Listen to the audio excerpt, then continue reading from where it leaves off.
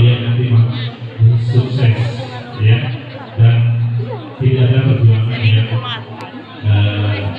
semudah yang kalian bayangkan. Jadi ke depan itu perjuangan kan harus semakin kuat lagi, karena ke depan akan berbisa. Baik, mudah-mudahan apa yang tadi disampaikan oleh Pak Haji bisa membuka pintu hati kita, pintu maaf kita sebesar-besarnya ya. Jangan sia-siakan momen ini untuk saling memaafkan. Kalau kita punya salah, kita harus berani minta maaf. Kalau kita juga merasakan apa yang tidak berkenan di hati kita, mudah-mudahan hari ini kita semua bisa membuang itu sejauh mungkin. Karena saya ingin sifat-sifat tercela, sifat-sifat syirik, ya, sakit hati, itu hanya akan mengganjal apa ya, perjalanan kita ke depan. Kalau solokan nih, kalau solokan tuh, coba bayangkan ada sifat-sifat yang jelek itu adalah sebuah sampah plastik. Ketika ada aliran air yang lewat, dia tidak akan mengalir dengan sebagus itu ya, pasti akan terhambat. Jadi sifat-sifat itu yang harus kita buat. Nanti soal belajar yang lainnya, kalau kita punya sifat-sifat itu tidak akan. Jadi kalau hari ini kita bisa saling memaafkan.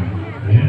Untuk itu teknisnya nanti dari kelas 9 dulu aja ya, yang di sini 9A dulu atau 9A dulu deh dari sana. Ya.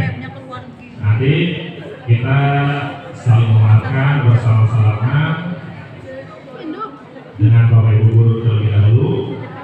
Nanti yang sudah salaman baris lagi. Jadi sehingga nanti kalian juga akan bertemu ya dengan siswa atau siswa di belakang. Silakan saling memaafkan ya, karena kita sebagai manusia biasa sebenarnya tidak luput dari kesalahan.